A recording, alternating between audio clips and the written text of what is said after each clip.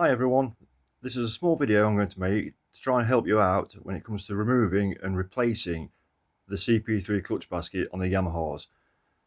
So let's get on to it. There's a few small details that you might need to know when you're actually putting it back together. First of all, you have a nut, which is a locking nut on the cradle which supports the clutch cable itself. Further down on the arm you have a circlip. You need to remove both of those and you'll thank me for this later. Okay, with the circlip removed from the top, the locking nut loosened off, remove the arm,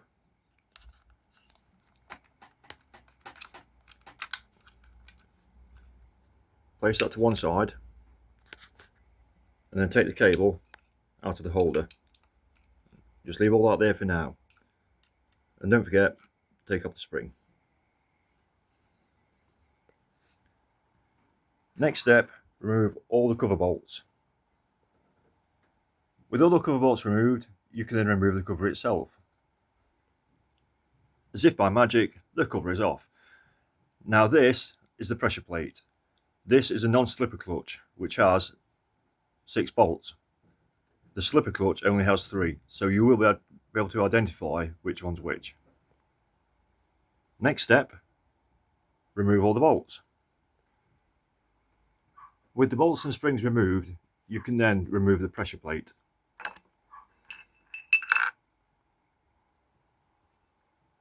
Do not lose this little bit. You will need that, definitely. Top tip for you as well, if you're doing this for the first time and you're not totally familiar with the bikes, if you have the bike on the side stand, the oil will run to the left hand side, so you will not lose any oil from this side. But if you're not totally confident, put some rag or paper towel, shop towel, anything like that in there, then if anything falls from the clutch basket, it will not end up in your sump. Now I will remove all the clutch plates, the friction discs and the steel discs. Please keep them in order, they are different, it may make a difference. Once all the plates are removed, you then have to go over the big nut. 30mm nut, it's torqued up quite tight at 125 Nm. It's also staked in 2 places, just there and just there. Once that's removed, it's advisable to get a new nut, but it's not entirely necessary. But what you may need is a clutch tool. The clutch holding tool for the Cp3 engine, which slots in there, and that holds the clutch basket secure. Once the holding tool is in place, I find it advisable to use a battery impact gun on the big nut. It will fetch it straight off, no problem at all. With the nut removed, you can then remove the clutch holding tool. Keep that to one side, you may need it later. Inside, you have a washer, which is a conical washer. If you look closely at it, it will say out on it, which is the outside. It is conical, so it must go on the right way, outside to outside. Next, you have a spacer washer, also needs to be removed. Once they're removed, you can then remove the hub. Please try to keep everything in a clean place, away from any dust, dirt or any debris that it might pick up. It will get transferred into your clutch and your engine. In the workshop manual, it also states to remove the basket, you must remove the gear from the oil pump, which means removing that nut. That nut is thread locked. It's also torqued up to a low spec. I tend not to remove those. What I tend to do is put a magnet in the top to remove the center bearing, and that allows the clutch basket to drop just enough to release the chain from the bottom. With the center bearing and center bush removed, the basket will drop. And then if you pop yourself down here, you can actually undo the chain from the bottom sprocket, which is really difficult when I'm trying to hold my phone in my hand. But now that's off. And now the basket will come towards you, be removed from the bike. Chain intact. With the basket removed, you can have a good look round, make sure everything's clean, tidy, nothing's out of place, which it shouldn't be. It's just the clutch basket that's normally the problem. Now it's time to rebuild the clutch basket and put the whole assembly back in place. Starting with the modified clutch basket. First of all, make sure the chain is securely located onto the drive gear behind. Then turn the basket around and slide it back onto the shaft. You will need to make sure the gears mesh in at the side.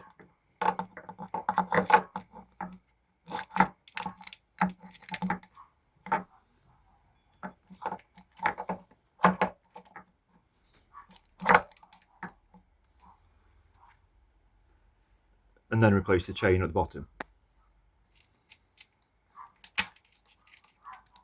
Again, very difficult to do when you've got one hand and your phone in the other. Okay then, with the clutch basket in place, then you can put in the centre bush and the bearing, which goes just in there.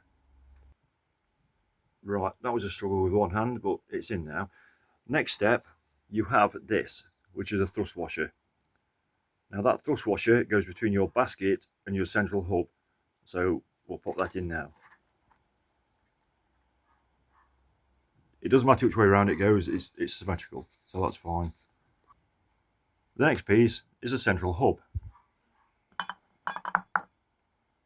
Just line the splines up and that will go straight in, no problem at all. Now we put in the spacer and the conical washer.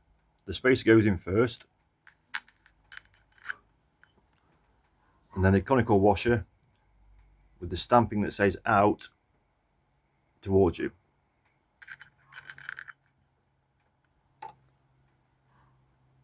And then it's time to replace the nut.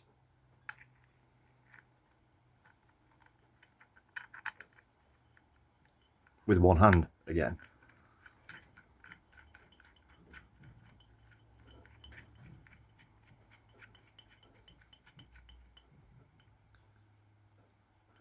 The manufacturer also states put a few drops of thread lock on the nut, but to be fair, I don't find it necessary. It's been staked twice, the nut's not going anywhere.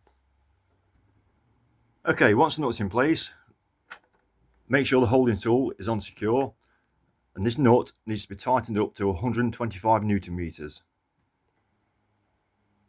Once you've tightened the nut up to 125 Newton meters, you need to stake the nut there and there.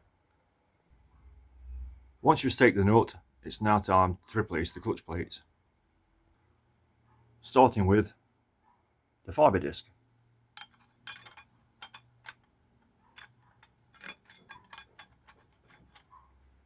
Again, with one hand, it's virtually impossible.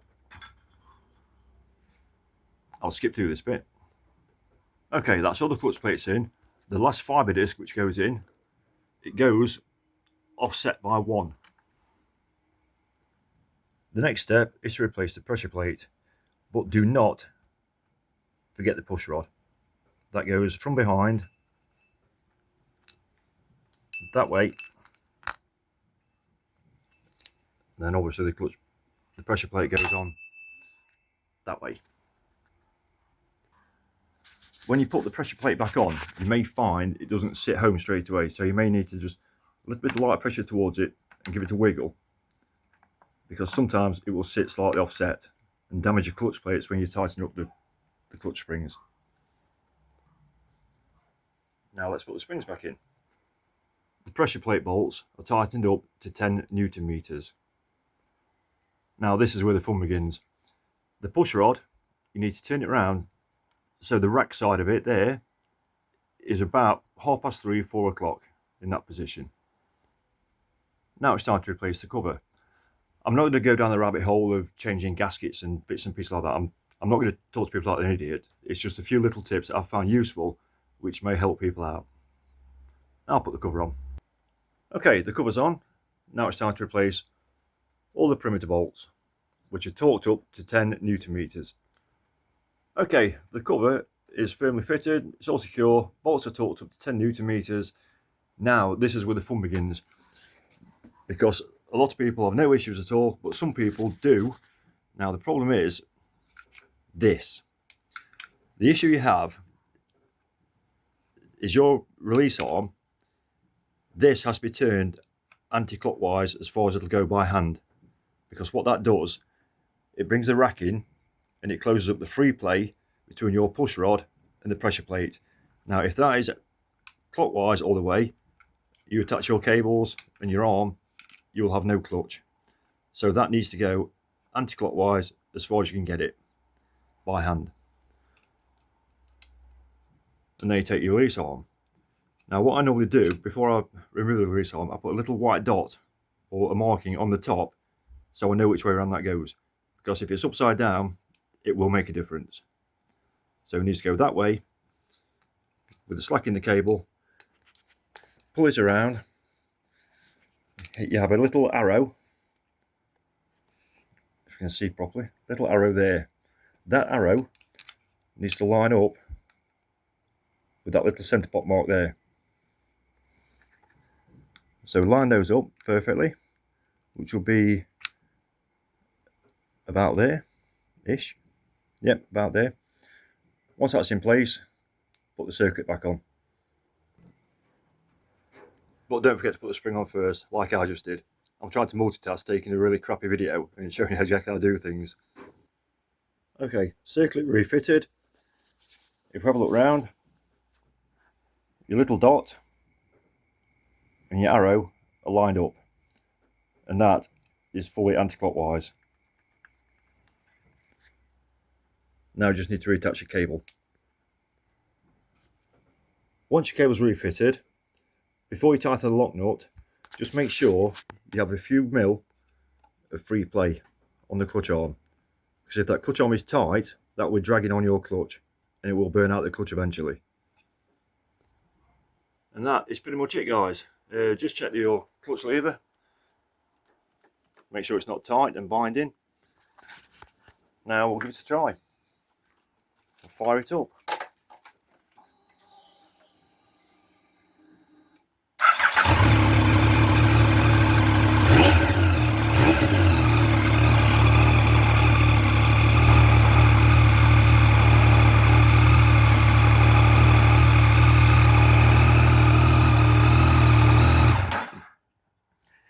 You may be wondering why it's one of the only Gen 1 tracers in the country that's not making a rattling noise on the clutch.